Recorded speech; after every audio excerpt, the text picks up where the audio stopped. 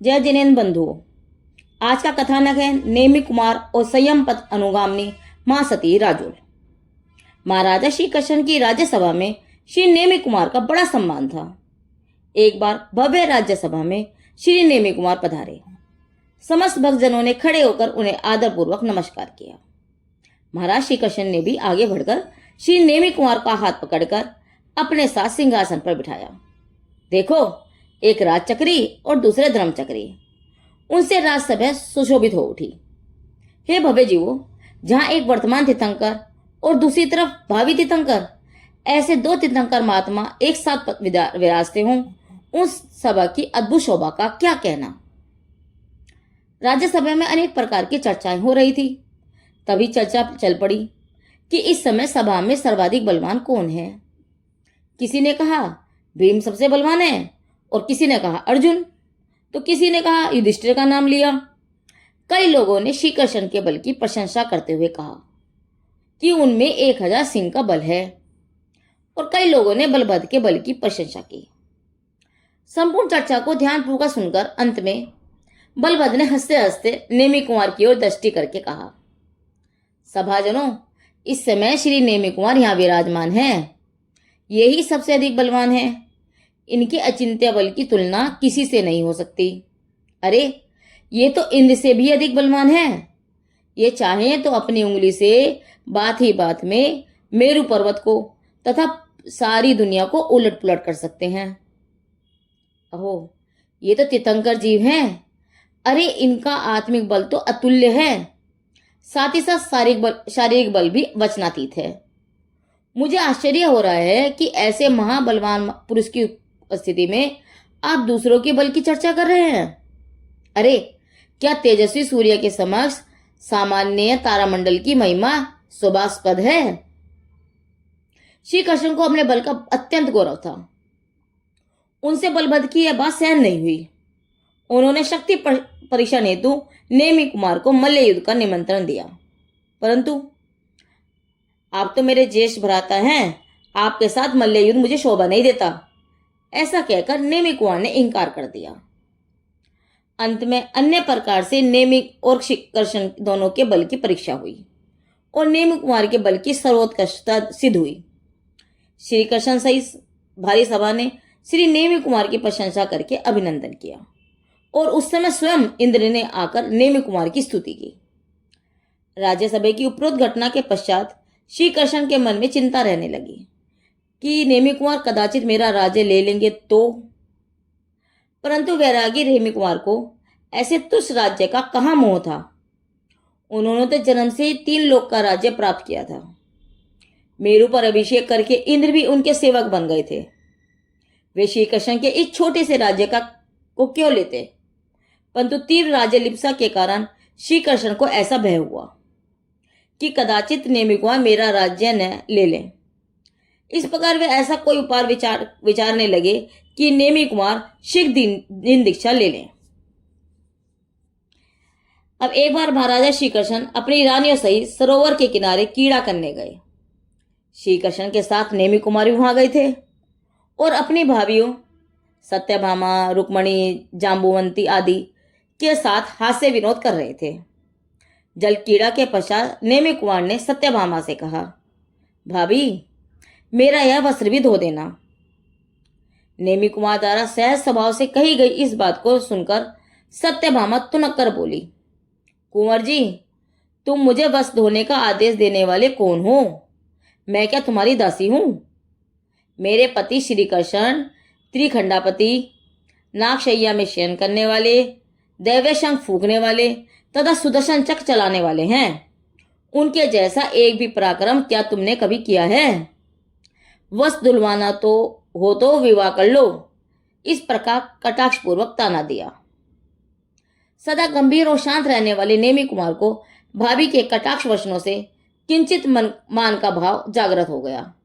वे कुछ भी बोले बिना मनमन मुस्कुराहट के साथ सीधे राजभवन में गए और वहां श्री कृष्ण की नागसैया पर चढ़कर कीड़ा करने लगे। नेमि कुमार के पुण्य प्रताप से उस नागसैया के देव शांत रहे और उनका सम्मान किया।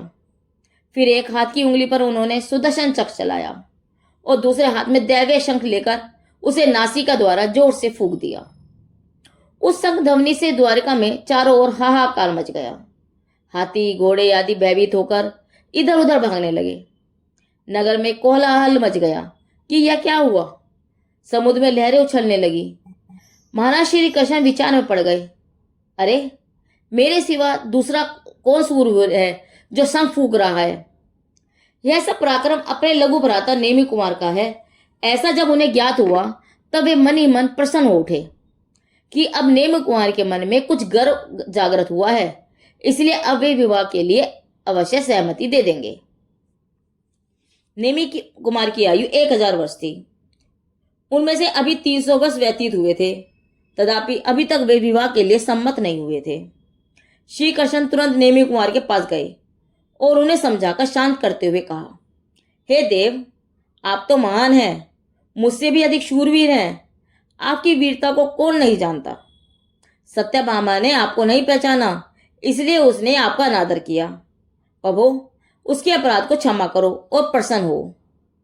नेमि कुमार तो मानो कुछ हुआ ही ना हो, इस प्रकार मन मन मुस्कुराते हुए श्री कृष्ण के साथ विनोद करते करते राजमहल में चले गए। वहां जाकर वे आत्म ध्यान में बैठ गए और शांत चैतन्य तत्व में उपयोग लगाकर उसकी भावना करने लगे। इस घटना से बलभद्र तथा श्री कृष्ण को ऐसा लगा कि अब दीर्घ काल के पश्चात नेमि कुमार के चित्त में किंचित राग जागृत हुआ है, इसलिए इस अवसर का लाभ उठाकर नेमि कुमार को वैवाहिक बंधन में बांध देना चाहिए। ऐसा विचार करके महाराज समुद्र विजय की सहमति पूर्वक उन्होंने नेमि कुमार के विवाह का निश्चय किया और श्री कृष्ण स्वयं राजकुमारी राजुल की मंगनी करने जूनागढ़ गए। जूनागढ़ पहुंचने पर राजा उग्रसेन ने श्री कृष्ण का जोरदार स्वागत किया। अत्यंत वात्सल्य भाव से उन्होंने कहा, हे स्वामी, मेरे आंगन में पधारकर आपने मुझ पर उपकार किया है, कहिए आपकी क्या आज्ञा है? श्री कृष्ण ने कहा, हे राजन, हमारे नेमि कुंवर जी जो कि तीर्थंकर होने वाले हैं और सर्वगुण संपन्न हैं, उनके लिए आपकी पुत्री राजकुमारी राजुल सब प्रकार से योग्य है। इसलिए आप स्वेच्छा से नेमि कुमार के साथ राजुलमती के विवाह संबंध की स्वीकृति प्रदान करें, ऐसी हमारी भावना है। अहो, राजकुमारी को नेमि कुमार जैसा पति मिले, इससे अधिक सौभाग्य की बात और क्या हो सकती है। हमारा अहोभाग्य कि आपने स्वयं ऐसी भावना व्यक्त की है। ऐसा कहकर महाराज उग्रसेन ने श्री कृष्ण की बात को सहर्ष स्वीकार कर लिया। जब राजमती ने जाना कि श्री नेमि कुमार मेरे पति होंगे, तब उनके हृदय में कोई दिव्य हर्ष की अनुभूति हुई। एक तीर्थंकर महात्मा मेरे जीवन साथी बनेंगे, उन धर्मात्मा के सहवास से मैं धन्य हो जाऊंगी। इधर द्वारका में नेमि कुमार भी राजमती के साथ विवाह करने के लिए तैयार हो गए। नेमि कुमार राजमती के साथ विवाह करेंगे, यह बात जानकर सारी नगरी में कौतूहल के साथ हर्ष छा गया। राजमती शिवा देवी भी अत्यंत हर्षित होकर पुत्र वधू का मुख देखने के लिए आतुर हो गई। परंतु एक और तो नेमि राजुल की विवाह का अवसर निकट आ रहा था। द्वारका और जूनागढ़ के प्रजाजन यह आनंद उत्सव देखने को आतुर थे, जबकि दूसरी ओर श्री कृष्ण के चित्त में शांति नहीं थी। उनका अंतर एक अव्यक्त भय से अशांत था। राज्यसभा वाली घटना के पश्चात उन्हें चिंता थी कि कुमार नेमि कुमार मेरी अपेक्षा अधिक बलवान व पराक्रमी है, वे बात ही बात में मुझे पराजित कर सकते हैं, इसलिए विवाह के पश्चात कदाचित वे मुझसे यह राज्य छीन लेंगे। तो एक बार अपने मन की यह चिंता उन्होंने ज्येष्ठ भ्राता बलदेव के सम्मुख व्यक्त की। तब गंभीर बलभद्र ने कहा, हे भाई कृष्ण, हम जानते हैं कि श्री नेमि कुमार तीर्थंकर होने वाले हैं। जन्म देते ही इंद्रों ने उनकी सेवा की थी, वह भी हम सब ने प्रत्यक्ष देखा है। यद्यपि वंश परंपरा से तो महाराज समुद्र विजय के पश्चात राज्य के अधिकारी वे ही हैं, परंतु वे अति वैराग्यवान हैं। उन्हें तो पहले से ही राज्य तथा भोगों की कोई आकांक्षा नहीं है, इसलिए वे यह राज्य ले लेंगे, ऐसे भय रखने का कोई कारण मुझे तो दृष्टिगोचर नहीं होता। अरे, उनकी आगमन से तो अपने राज दरबार की शोभा बढ़ जाती है। उनका चित्त तो संसार से इतना उदास है कि वैराग्य का कोई प्रसंग आने पर वे संसार का परित्याग करके दिन दीक्षा लेकर मुनि हो जाएंगे। बलभद्र की बात सुनकर श्री कृष्ण के चित्त में किंचित शांति हुई। वे ऐसा कोई प्रसंग उपस्थित करने की युक्ति सोचने लगे जिसे देखकर नेमि कुमार को वैराग्य हो जाए और वे राज्य का परित्याग कर वन में चले जाएं। आखिर वह समय आ ही गया। दूल्हा बने नेमि कुमार ने राजमती का वरण करने के लिए बारात सहित जूनागढ़ की ओर प्रस्थान किया। विभिन्न प्रकार के मंगल वाद्य, सेनाई आदि के स्वरों से सारा वातावरण गूंज उठा। बारात की शोभा अद्भुत थी। श्री कृष्ण और बलभद्र जैसे महापुरुष जिसका संचालन कर रहे हों, हजारों राजा महाराजा जिसके बाराती बने हों और रथ में विराजमान नेमि कुमार जिस बारात के दूल्हा हों, उस बारात की शोभा का कहना ही क्या। बारात आनंद पूर्वक जूनागढ़ में पहुंच रही है। राजमहल के जरोखोज में सहेलियों के साथ विनोद करती हुई राजकुमारी राजुल अपने हृदय सम्राट को एकटक निहार रही है। इतने में अचानक ही खरगोश, हिरण आदि पशुओं का करुण स्वर नेमि कुमार के कानों में पड़ा। एक बाड़े में बंद भूखे प्यासे पशु नेमि कुमार की ओर देखकर करुण क्रंदन कर रहे थे, मानो वे अपनी रक्षा के लिए पुकार रहे हों कि प्रभो हमें बचाओ, हमें बचाओ। पशुओं की करुण पुकार सुनकर दूल्हा नेमि कुमार चौंक उठे। रथ को वहीं रोककर उन्होंने पूछा, अरे आनंद के बादल में यह करुण क्रंदन कैसा? यहाँ इन पशुओं को कौन क्यों बांध कर रखा हुआ है? बाड़े के रखवालों ने हाथ जोड़कर कहा, प्रभु महाराज श्री कृष्ण की आज्ञा से यहाँ इन पशुओं को बंद किया गया है। नेमि कुमार चौंके और पूछा, अरे श्री कृष्ण की आज्ञा से इन पशुओं को बंद किया है? लेकिन किस लिए? ऐसी आज्ञा उन्होंने क्यों दी? रखवालों ने कहा, हे देव, श्री कृष्ण महाराज ने हमें आदेश दिया है कि इन पशुओं को देखकर नेमि कुमार पूछे तो कह देना आपकी बारात में आए हुए मांसाहारी राजाओं के लिए यह पशु यहाँ रखे गए हैं। क्या बारात में मांसाहारी राजा हैं और उनके आहार के लिए निर्दोष पशु? नेमि कुमार को आश्चर्य हुआ। नहीं, मेरी बारात में मांसाहारी राजा नहीं हो सकते। और श्री कृष्ण तो जानते हैं मैं भावी तीर्थंकर हूं। मेरे आसपास भी किसी प्रकार की हिंसा या मांसाहार नहीं हो सकता। अवश्य ही इसमें श्री कृष्ण का कोई मायाचार है। तुरंत ही उन अवधि ज्ञानी भगवान ने श्री कृष्ण के मन की बात जान ली। अरे मैं उनका राज्य छीन लूंगा, ऐसे भय के कारण मेरे हृदय में वैराग्य जागृत करने के लिए उन्होंने यह प्रपंच रचा है। अरे धिक्कार है संसार को, धिक्कार है ऐसी राज्य लिप्सा को। वाह कृष्ण, धन्य है तुम्हें कि इस मायाचार द्वारा तुमने मेरे वैराग्य का निमित्त प्राप्त कराया। तुम सहर्ष इस राज्य को भोग करो, मैं तो अपने मोक्ष साम्राज्य को साधना करूंगा। बस मुझे नहीं चाहिए यह राज्य और नहीं करना है विवाह। वैरागी कुमार ऐसा विचार कर रहे थे कि उसी समय मति ज्ञान की निर्मलता से उन्हें पूर्व भावों का जाति स्मरण हुआ। उसमें चिंतागति विद्याधर, सुप्रतिष्ठित राजा तथा अहमिंद के भाव स्पष्ट दृष्टिगोचर हुए। उनकी विशुद्धि एकदम बढ़ने लगी और उन्होंने निश्चय किया कि यह संसार असार त्याग कर आज ही मैं जिन दीक्षा ग्रहण करूंगा और अपने परमात्म पद को साधूंगा। उन्होंने उसी समय सारथी को आज्ञा देते हुए कहा, सारथी रथ को मोड़ो, मुझे ना तो विवाह करना है और ना ही मुझे संसार में रहना है। मैं तो नित्य चैतन्य की उपासना करके शाश्वत सिद्ध पद की प्राप्ति करूंगा। चलो रथ को गिरनार की ओर मोड़ लो। नेमि कुमार संसार से विरक्त होकर रथ को मोड़कर वन की ओर जा रहे हैं। उन्हें विवाह नहीं करना है। यह समाचार सुनते ही चारों ओर हाहाकार मच गया। महाराजा समुद्र विजय तथा बलभद्र आदि ने उन्हें विवाह करने के लिए तरह तरह से समझाया, किंतु वे अपने निश्चय में अडिग रहे। श्री कृष्ण को तो अपने कर्तव्य के लिए पश्चाताप हुआ, परंतु संसार के पिंजरे से छूटा हुआ सिंह और वैराग्य से वन की ओर चलने को तत्पर हुआ, वह फिर से संसार के पिंजरे में बंद होने के लिए क्यों आता? श्री कृष्ण ने तुरंत उन पशुओं को बंधन मुक्त कर दिया, परंतु आश्चर्य है कि वे जीव दौड़कर वन की ओर भागने के बदले नेमि कुमार के निकट आकर निर्भयता से उनके चरणों में बैठ गए और उनकी वैराग्यपूर्ण शांत मुद्रा को देखने लगे, मानो उनको भी वैराग्य हुआ हो और मृत्यु से छुड़ाने के लिए प्रभु का उपकार मान रहे हों।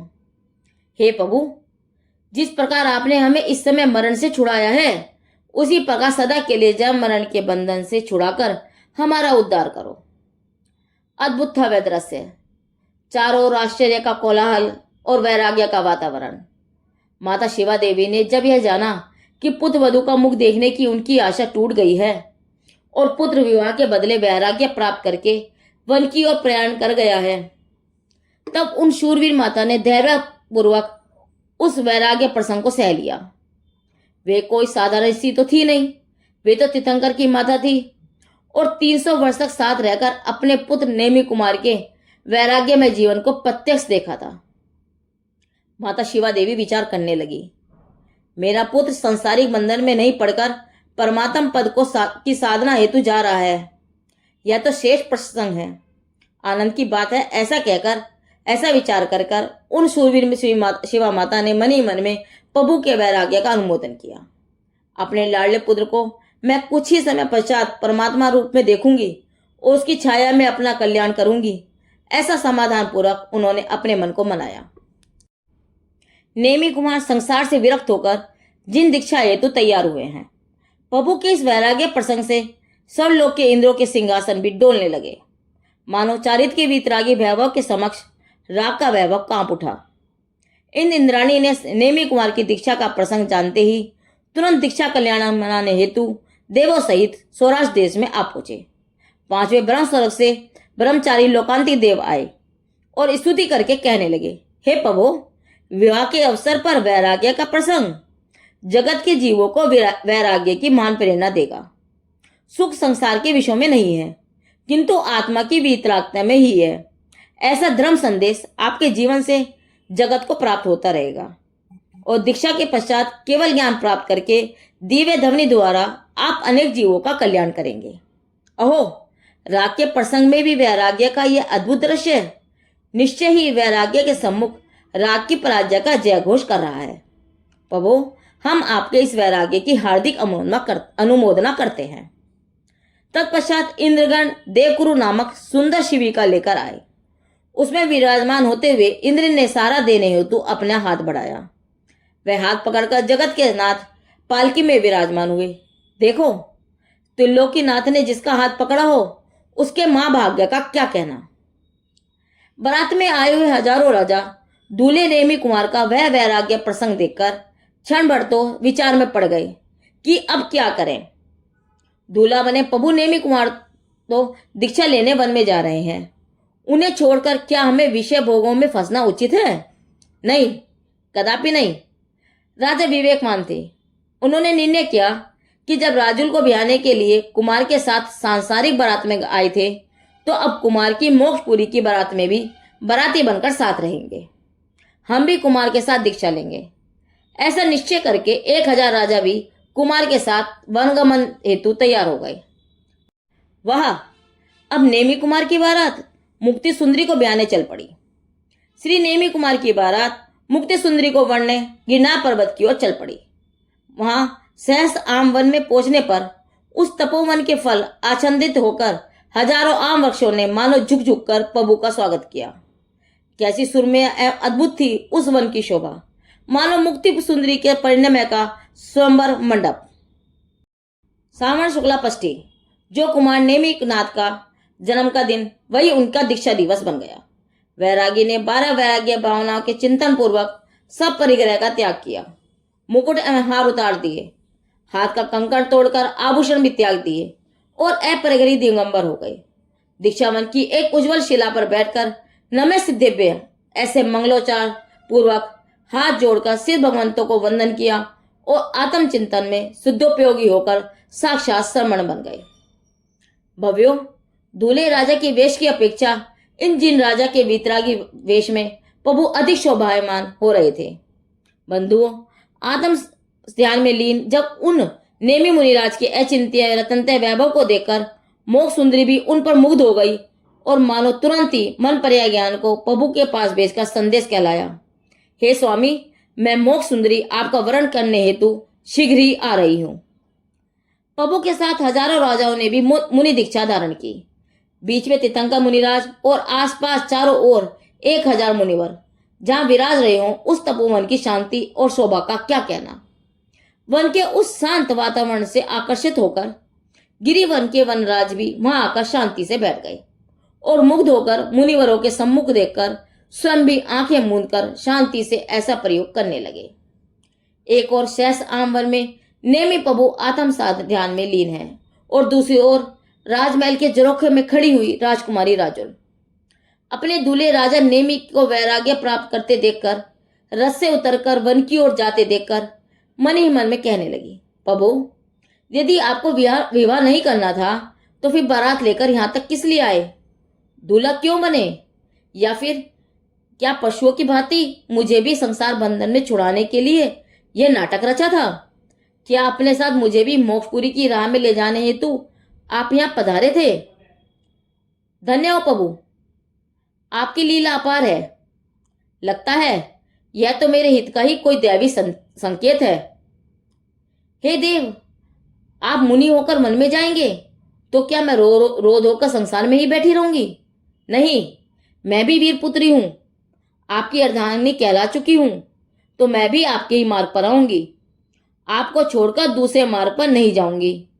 आप होंगे मुनिराज तो मैं बनूंगी अरिचका, आप होंगे परमात्मा तो मैं होंगी एकावतारी।